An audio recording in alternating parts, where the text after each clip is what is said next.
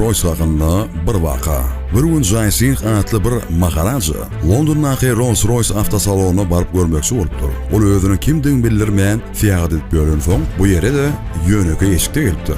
Avtosalonyň işgärleri oňa bir garyp hindidir öýdüp, dukanyda salman kup goýupdylar. Muňa namaz eden maharacı soň bu avtosalona ýene gelipdir. Ýöne bu gedek ol öz derejesine laýyk gelipdir. Jaysing 6 tane Rolls-Royce avtolaryny satyn alypdyr da olary Hindistana ulupdyr. Hindistana bu brend maşinlaryny köçüler arassalamaga hemde dirdewil daşamaga ulupdyrlar. Bu waka basym bütün dünýä ýerapdyr. Rolls-Royce bolsa AW'den gaçyp başlapdyr. Ýewropada hem Amerikada ony dirdewil ulugy diýip atlanyrdylar. Brendin eýleri bu arada eşitip mahalacıdan ötünç sorapdylar. Hem oňa öz iň gymmat avtololaryny sowgat beripdiler. Diňe şondan soň Jaysing öz Rolls-Royce maşinlaryna zibil daşatmagyny besedipdir.